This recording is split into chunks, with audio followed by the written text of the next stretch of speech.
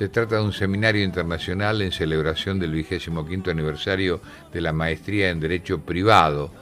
El título es El porvenir del derecho privado en una nueva era, perspectivas de la responsabilidad civil, familiar y empresaria. Esto se va a realizar en Rosario del 7 al 9 de septiembre de 2017. Arturo Comón de Uruguay, Miguel Ángel Giuro Caldani, Carlos Gersi, la doctora Aida Kelmelhager de Carlucci, el doctor Rafael Manóvil y el doctor Aldo Petruccelli de Italia y otros prestigiosos profesionales. Hago esta referencia porque en quien nos visita nos había prometido reiterar para ampliar el tema o ir a otro tema importantísimo. Cuando estuvo aquí habló de responsabilidad del fiduciario en la construcción y realmente tuvo muy buena cantidad de visitas luego en internet este trabajo y comentarios muy importantes. Y nos prometió que iba a estar nuevamente con nosotros antes de que terminara agosto para hablar de una nueva mirada en la protección, y esto tiene que ver con lo que les anunciaba recién, de la Convención Interamericana sobre la protección de los derechos humanos de las personas mayores. Lo había prometido, y fíjense ustedes que en este programa nos hemos dado el lujo de tenerlo nuevamente presente, porque se adelantó a algo que va a ser muy importante. Después va a decir algo sobre este seminario internacional en Rosario. Estoy hablando del doctor Oscar Daniel Bojanich, que está con nosotros desde unos minutos ya. ¿Qué tal? ¿Cómo les va? Buen día. ¿Todo bien? Sí. Bueno, felicitaciones porque fue todo un adelanto haber tratado el tema de responsabilidad del fiduciario en la construcción y ahora esto que nos va a hablar de los derechos humanos de las personas mayores. La felicitación será para Semanario Ilustrado, que ha tenido la idea de promulgar, difundir conceptos que son acuciantes en la vida cotidiana. Doctor, ¿podemos empezar con una definición en grandes trazos de qué son los derechos humanos? Ese es el gran tema. Los derechos humanos están internacionalizados y no se conciben los derechos humanos sin el deber de que el Estado los proteja. Y los derechos humanos son derechos inherentes a todos los seres humanos, sin distinción de sexo, nacionalidad, lugar de residencia, origen nacional o étnico, color, religión, lengua, edad, partido político o condición social, cultural o económica. Podríamos decir que no hay nada que lo obstaculice. No hay nada. Sí, bueno, nadie. El mismo título lo indica. Son derechos humanos que nacen en el siglo XX como consecuencia de agresiones al ser humano. Y entonces se van diseminando por especialidad en las distintas situaciones que se han vivido. Esto tiene que ver con organismos internacionales, el más importante que es la ONU, luego viene la Convención Interamericana de OEA, de Derechos Humanos, la OEA, está el Consejo de Europa y la Organización de la Unidad Africana. Estos tres regionales también tienen proclamado convencionalmente los derechos humanos. Ahora, doctor, perdón. ¿Cuáles son los derechos humanos?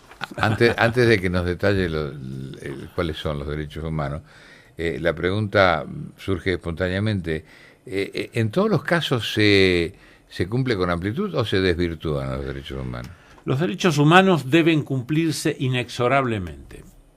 Inexorablemente. Supongamos que un país, a través de sus órganos judiciales o administrativos, no lo cumpla, el afectado puede ingresar a reclamarlo en un órgano superior, que es el formado en Costa Rica, en este caso para América, que es la Corte Interamericana de Derechos Humanos. ¿Y obtendrá respuesta? Obtiene respuesta y sanción para el Estado.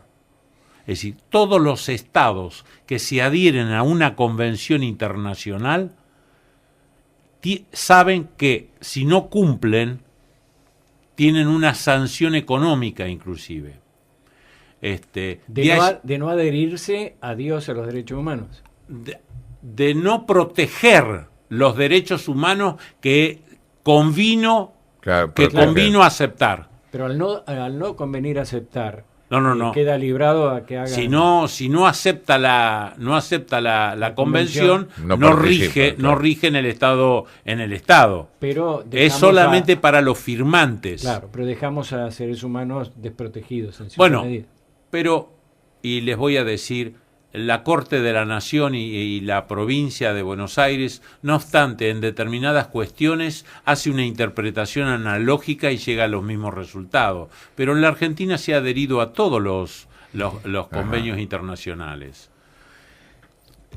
Yo estaba leyendo acá la cantidad de temas importantes y fundamentalmente para todos los profesionales de la abogacía, esta nueva mirada en la protección que tiene que de los derechos humanos de las personas mayores.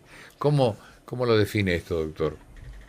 Antes de hablar del tema específico de los derechos humanos de las personas mayores de edad, yo quiero señalarle a la audiencia, ya di el concepto, cuáles son los derechos humanos que están protegidos. A ver. Porque empecemos por allí. De acuerdo. Entonces tenemos los derechos que una persona tiene a la vida, a la integridad personal, física, psíquica y moral, a la libertad personal, a la igualdad, a la libertad de expresión y opinión de ideas y cultos, a la seguridad jurídica, un tema terrible en la Argentina, pero daría para otra charla.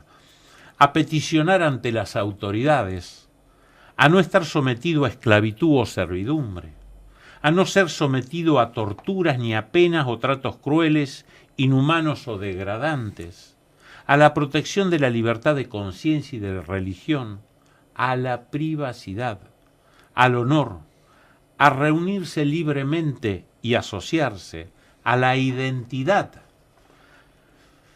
tan caro para nuestro país con el tema de los desaparecidos, a la nacionalidad, a la propiedad privada, a buscar asilo y a disfrutar de él en cualquier país, en caso de persecución, a circular libremente, a migrar y a elegir su residencia, a un juicio justo, en un plazo razonable, ante un tribunal objetivo, independiente e imparcial, y a la doble instancia judicial. Y a la creatividad, doctor, a la creatividad y la proyección a través de su experiencia en las actividades que pueda hacer y para las cuales no esté limitado física ni intelectualmente también. La creatividad crearía un invento. Usted se está refiriendo a eso. No, pero de pronto el desarrollo de una actividad, sí, si está supuesto, intelectual y físicamente en condiciones, tiene el derecho a eso. Tiene el derecho, por los derechos económicos y sociales y culturales, a no ser transgredido. Porque está la convención y está inserta en el artículo 75, inciso 22 de la Constitución de la Nación. En la interpretación general y muchas veces en la práctica se ve que a la persona que superó cierta edad y porque está en el periodo de su jubilación, en algunos lugares prácticamente lo arrojan por la ventana. Bueno, eso lo vamos a hablar después. Porque ahora estamos hablando de los derechos generales. De los derechos humanos en general. De acuerdo. El derecho a la defensa, a no ser discriminado, a trabajar en condiciones equitativas y satisfactorias, a la huelga, a la salud física y mental, a la cultura, a la protección y asistencia familiar, a la asistencia de niños y adolescentes, los derechos del niño del 2009, a recibir protección y asistencia durante el embarazo y parto, a una alimentación, vestido y vivienda adecuadas, a la educación pública y gratuita en todos los niveles de enseñanza, a un medio ambiente sano y equilibrado. Nosotros somos transeúntes de la tierra.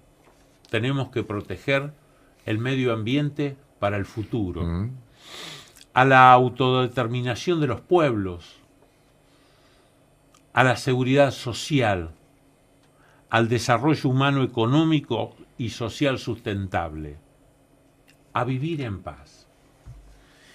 Este catálogo de derechos emergieron como consecuencia de las atrocidades que el ser humano ha vivido y donde la solidaridad debe reinar entre todos, porque un problema de afectación de los derechos humanos ya no ataca a una persona, sino a todo el resto de la comunidad, de todos los pobladores. No podemos ser indiferentes ante una cuestión de esta. Por eso, hablando de la Convención Interamericana de los Derechos de las Personas Mayores, tenemos que decir que fue decretada en la OEA el 15 de junio del 2015 y resuelta en el actual gobierno el día 30, publicada el 31 de mayo del 2017. Justamente por eso esta jornada de derecho tan importante que se realiza en Rosario en el curso de maestría, es un escalón superior, trata este tema porque es específico, especial, pero al mismo tiempo es interdependiente e interrelacionado con todos los derechos humanos. Claro, sin duda. Es agregar nada más que unos detalles que hacen a la edad. Los detalles más importantes, claro. ¿No?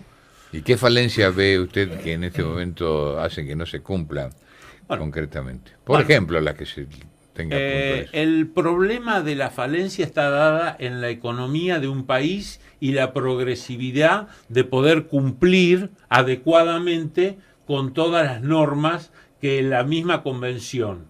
Por ejemplo, a mí me interesaría destacar algunas cuestiones. Por ejemplo, que a medida que envejecen deben seguir disfrutando de una vida plena, independiente y autónoma, con salud, seguridad, integración y participación activa en la esfera económica. Participación activa en la esfera económica, social, cultural y política de la sociedad. Y esto, Andrín, tiene que ver con lo que usted dijo hoy al principio, que a las personas mayores se las desecha.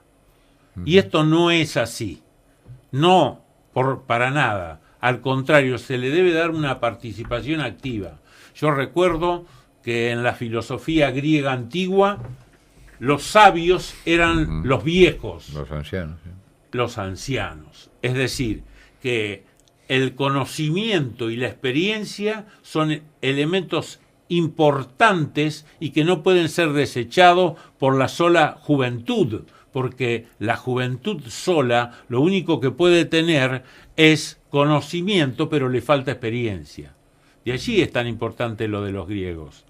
Bien, ahora, esta convención es amplia e integral, a los fines de contribuir a la plena inclusión, integración y participación en la sociedad de las personas mayores de edad. ¿Se puede lograr, doctor? Se puede lograr con el tiempo, como todo. No es de un día para el otro, porque el Estado argentino, al ser miembro firmante, se compromete a realizar medidas legislativas y en los órganos ejecutivos para poner en práctica esta nueva convención. Y tanto es así que, así como ustedes ahora conocen que está el Centro de Denuncia de las Mujeres, va a tener que existir un centro de protección de las personas mayores. Ahora, cuando hablamos de personas mayores, ¿a qué edad nos estamos refiriendo? La ley en esto es clara. Después de los 60 años. Después de los 60 años se considera persona mayor. Y además, con un promedio, en este momento lo daba esta mañana un médico en este programa, que el promedio de vida superó los 75 años. está llegando a los 80, Sí. a lo mejor Andrino, usted con toda la vitalidad que tiene puede llegar a los 120 y yo, bueno, voy a perder el tren mucho antes. Nos bajaremos unas estaciones. Nos estaremos en unas estaciones menos. Ahora, esta convención tiene un elemento muy importante para mí dentro de todo. Es muy grande, tiene un articulado muy extenso, y cada artículo al mismo tiempo prácticamente varias partes. Pero refleja lo que es el envejecimiento activo y saludable. Y lo voy a tener que leer tal cual, como lo dice. Sí, es el proceso por el cual se optimizan las oportunidades de bienestar físico, mental y social de participar en actividades sociales, económicas, culturales, espirituales y cívicas y de contar con protección, seguridad y atención con el objetivo de ampliar la esperanza de vida saludable, de lo que acabamos de decir, y la calidad de vida de todos los individuos en la vejez. Y permitirles así seguir contribuyendo activamente a su familia. Es decir, no es un elemento descartable, sino por el contrario, es un elemento sumatorio. Amigos, comunidades y naciones. El concepto de envejecimiento activo se aplica a los individuos y a los grupos de población. Esto entonces tiene otro elemento que, como el Estado se obliga a reformular las legislaciones o realizar otras, por ejemplo, uno de los grandes temas que tenemos en la Argentina son los jubilados. Los jubilados, yo no soy un abogado previsionalista, pero sí, a través de esta convención internacional, van a tener que existir reformulación de los procesos para acotar el tiempo al plazo razonable. Habíamos hablado del plazo razonable, porque la persona mayor está corriendo contra su finitud. Sí. Está corriendo contra su finitud. Entonces, y hasta tanto esto ocurra, si no de lo contrario, los juzgados deberán darle el privilegio y la preferencia de que sus procesos sean atendidos inmediatamente, justamente para que el proceso sea justo y concreto. Fíjese el avance que hemos tenido. No, el avance que grande. no sea posterior como viene siendo. Como 20 años, 30 años, recursos de acá y recursos de allá. ¿Y cuáles serían las ideas básicas para controlar que eso se cumpla? Porque evidentemente aparte salen las leyes y bueno, después... La organización del Poder Judicial está en manos de la Corte, que actúa en la superintendencia de la organización. Y entonces, a partir de ahora, se van a tener que poner nuevos estudios para hacer un proceso sumarísimo, abreviado, que tenga por objeto satisfacer el reclamo, la pretensión de la persona mayor de edad.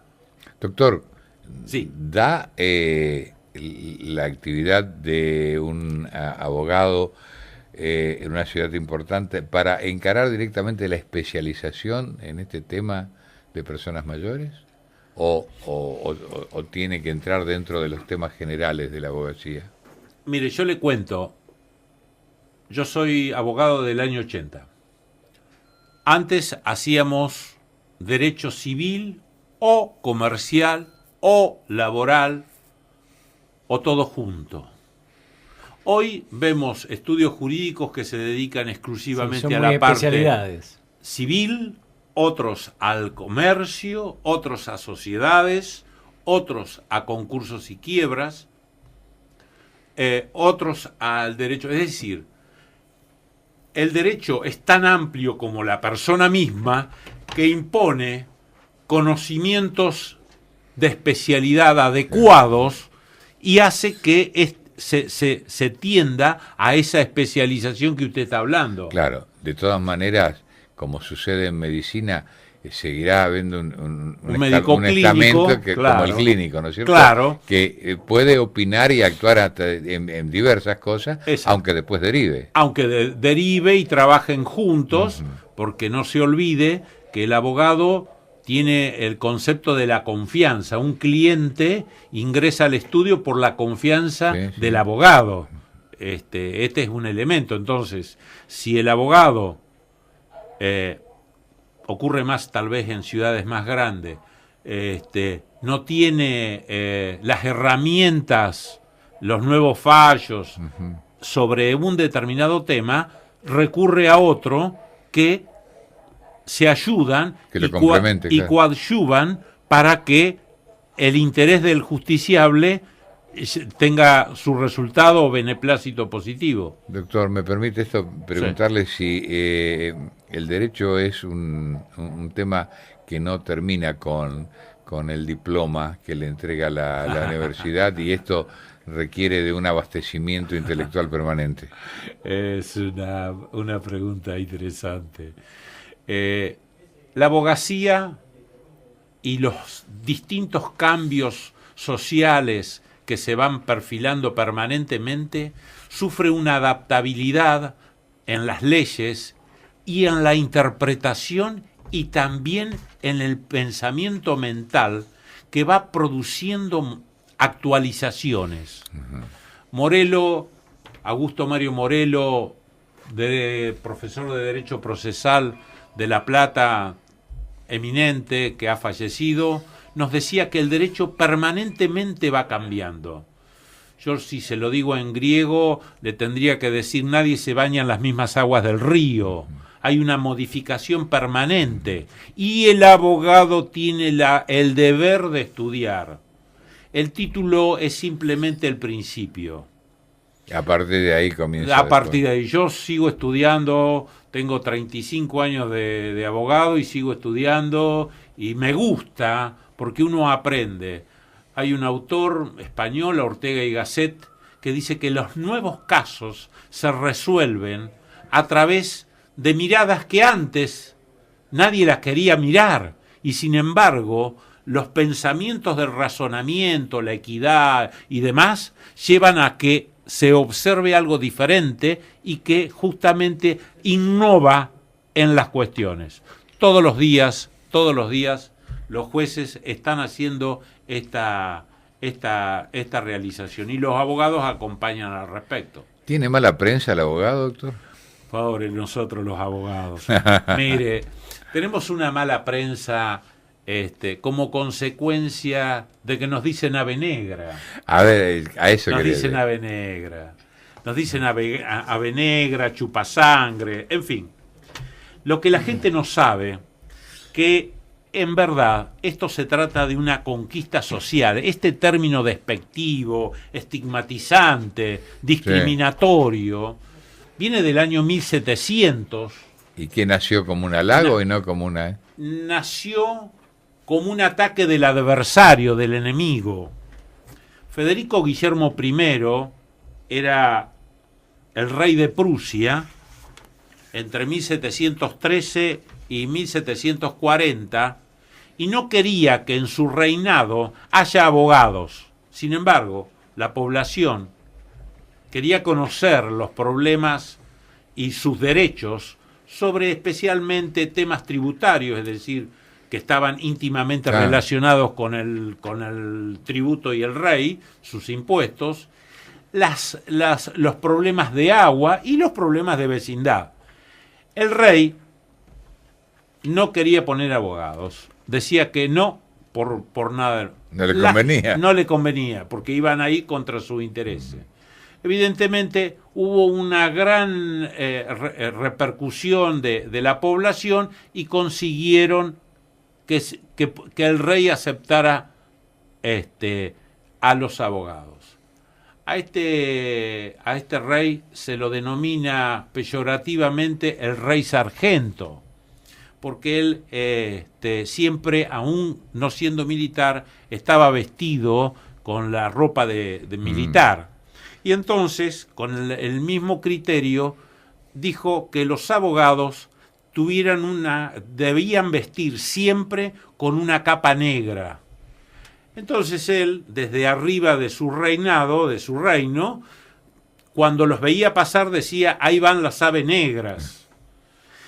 Esto es una conquista social, porque quien le decía ave negra era su adversario, claro. que lo entendía él como el enemigo. Son dos cuestiones distintas. Sí. Fíjese que en el virreinato del Río de la Plata, Carlos V, en el año 1613, prohibió a los abogados ingresar al virreinato.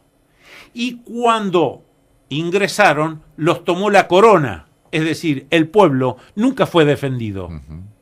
Entonces, el término ave negra, y ahora, teniendo en consideración que se acerca el Día del Abogado, 29 de agosto, dentro de 3 días nomás, quiero decirle que nos reivindica que nos digan ave negra, porque estamos defendiendo los intereses de nuestros clientes.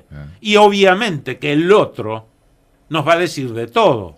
Ahora, una cosa es saber diferenciar esa cuestión y otra bien distinta es creer que la persona es mal abogado o mala persona.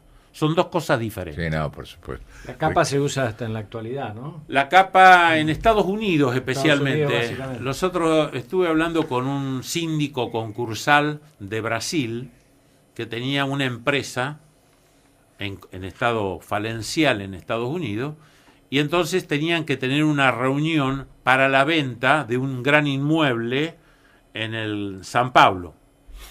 Entonces estaban esperándolo y estaba el juez. Ellos no sabían quién era el juez. Hablaban de cualquier cuestión como nosotros, que fuera del aire tenemos más confianza. Llegó la hora de la audiencia, él se metió adentro, se puso la toga, y cuando se puso la toga cambió totalmente, y usted de acá y usted de allá. Sí, asumió su función. Asumió su función. Claro. Que a veces nosotros confundimos las cosas, y hasta algunos de los abogados se dice que son amigos de los jueces. No son amigos de los jueces. Los jueces tienen una función que cumplir en forma independiente e imparcial.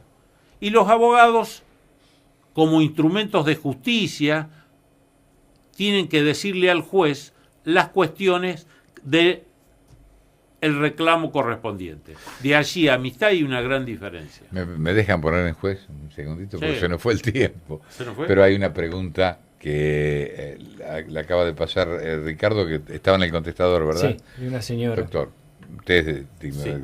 es dueño de responderlo o no. Sí, Dice, ¿cómo? ¿por qué no existen derechos humanos para los que quieren ir a trabajar, pero los piqueteros no lo dejan? Esto en la Bien. capital federal. Bien. Esto tiene que ver. Está bien, es muy buena la pregunta.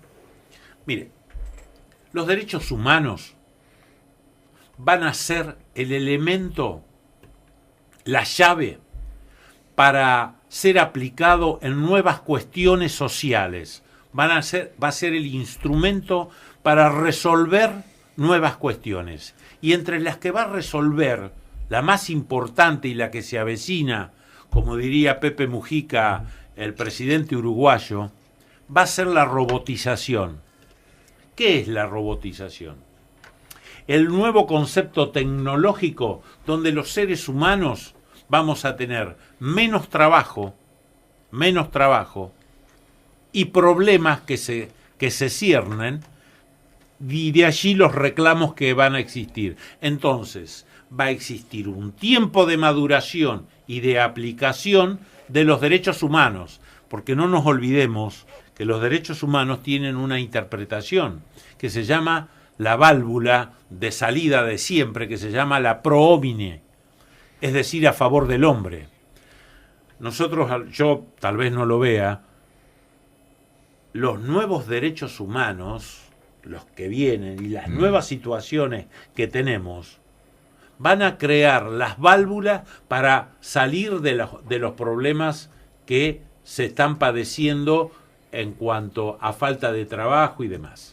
Muchas Lo que gracias. pasa, perdón, una Sí, última. cómo no. Lo que pasa es que se encuentran derechos ahí. Sí, El derecho a transitar y libremente claro. ir a mi trabajo, y el otro derecho a reclamar. sí. Ahora, en eso tenemos que poner nosotros un orden, porque Sí. si no siempre estamos un derecho viola al otro.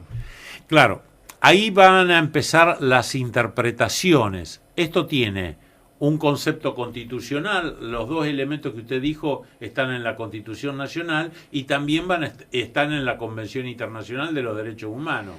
El tema es cómo ser flexible a ambas cuestiones en una interpretación a favor del hombre. ¿Se entiende lo que estoy diciendo? Llevará tiempo, llevará porque deberemos tener nuevos instrumentos.